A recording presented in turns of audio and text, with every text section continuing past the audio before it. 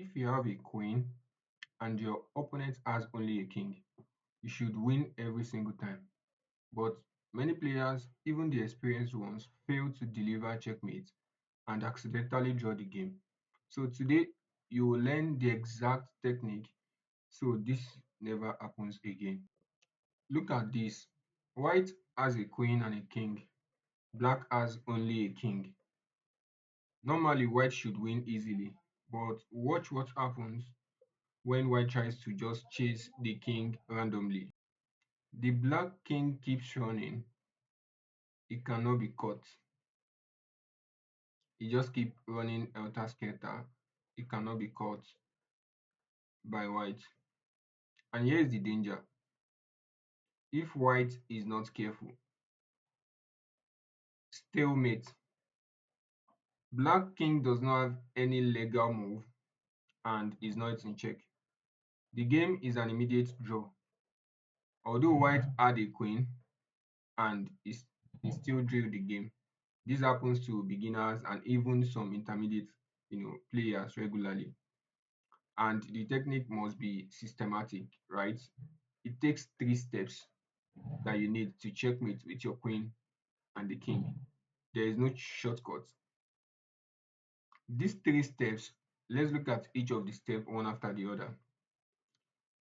Step one, you want to use your queen to cut the board into 2 parts. Yes, this way you have restricted your opponent's king and you have to make sure that you are not too close to the king in order not to be captured by the king. Even though you know that the opponent king has very limited moves around the board, but they still have the capacity to capture the queen if it is not protected. So you want to stay very far from the king, but also in a position where it is not possible to be captured. So here on, you move your queen to d6 and you are automatically controlling this particular sixth rank, and each of the square is controlled by the queen. And this way you've been able to restrict the king and it now has limited squares to go. It cannot go to these squares highlighted, but it can come here. So you can see how immediately moving your queen to the sixth rank cuts off your opponent's king's squares that you can move to. And now this is the first step. This is the first thing you need to do. Cut the board into half with your queen, but stay far away from the king in order not to get captured. So in this case, I left a single rank in between the black king and the queen, and I moved my queen to the sixth rank. You can see that with this rank, it prevents the black king from coming closer to the white queen. The next step, you need to walk your king closer to your opponent king and to your queen. If you have watched our video on how to checkmate, now you should be familiar that you cannot deliver a checkmate, or you might find it difficult to deliver a checkmate with a single piece.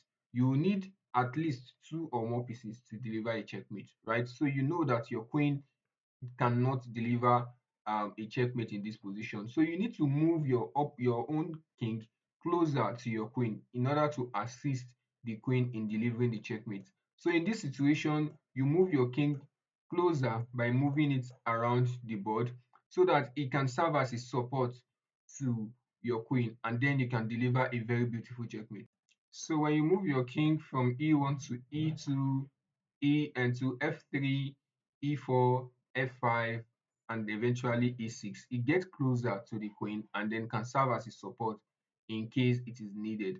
Although the main response of your queen moving closer to the queen is based on what your opponent plays, but or you already know with your first step that you have restricted your opponent king and they have very limited squares to go to. Step number 3, drive your enemy king to the edge of the board.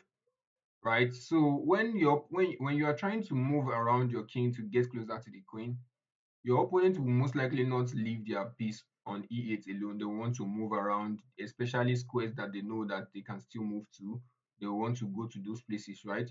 So what you want to do when your king eventually gets closer to the queen is you want to drive your opponent king to the edge of the board. These are the edges of the board, right? So in this case, we are already at this position, so you want to drive it to this edge. If the game is around this corner, you want to drive it to this edge. If it is around here, you drive it to this edge, and afterwards, then you now corner it. So when you drive it to this edge of the board, you can put it at this corner or this particular corner here. So this corner is where you drive your opponent king to. If you have been able to do those three steps, then you deliver a very beautiful checkmate. The first one is you want to restrict your opponent and cut the board into two halves. Do not move very close to the king because you can get captured. Stay far away enough, but still cut the board into two corners. Then drive your king towards the queen to support in order to deliver a checkmate. And lastly, the third step is to drive your opponent to the edge of the board and then corner it in order for you to checkmate. So let me show you an example, a complete example of how to deliver a checkmate with your queen and then the king, right? So I'm going to use the stockfish in this position and then find a way to show us, getting a response from the computer and then try to show us how to checkmate with the. Okay, let's go. So my first move is I'm going to restrict my opponent king. I don't get too close. I'm going to restrict it, right?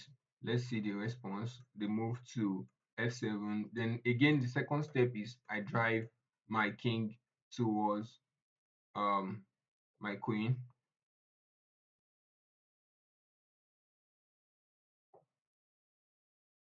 I drive my king towards. Yes. Now that I've been able to drive my king towards um, the queen, now I think I can now move forward, and then I'm going to place a check.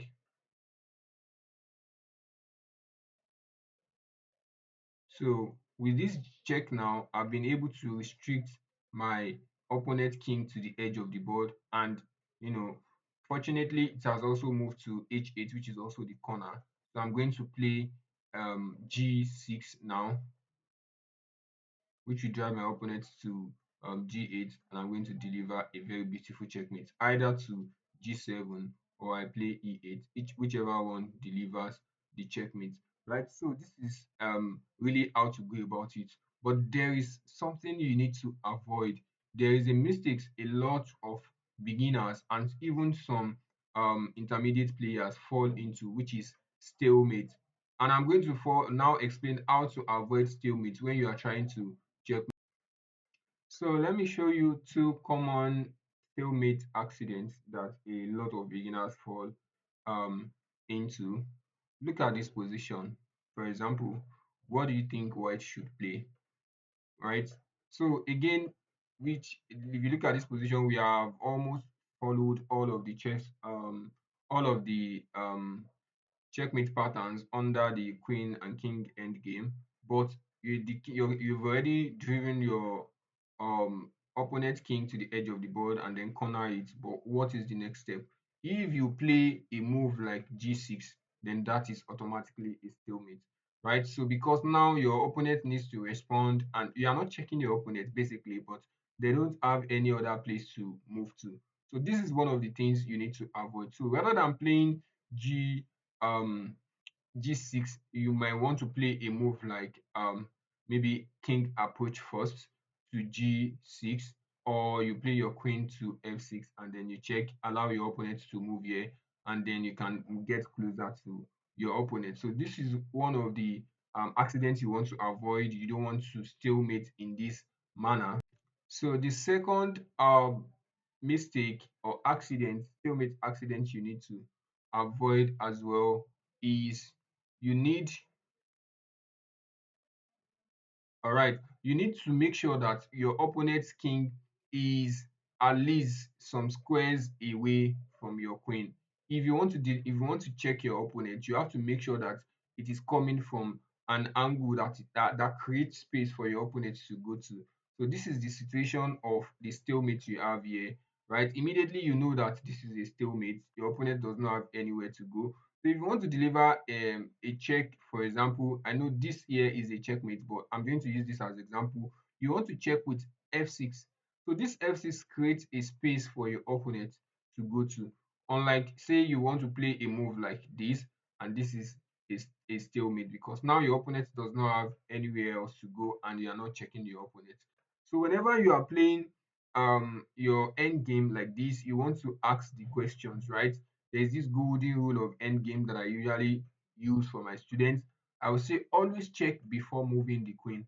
You want to know whether the king has at least one legal move, right? You want to check if your opponent king has one legal move, and if they don't, then you know that the check is not something you should do. You should stop it and then find a different queen move, right? So I'm going to give this as your own work. I want you to go to lichess, click on practice, and then go to end games. You can check out the king and queen end games, right?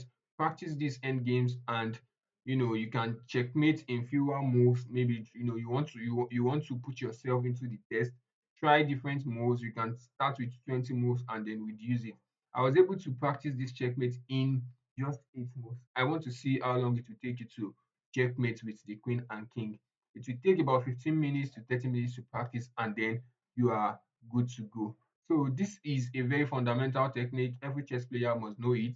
If you cannot convert a queen and king versus a king endgame, you will throw away a lot of games that you should have won for the rest of your chess career.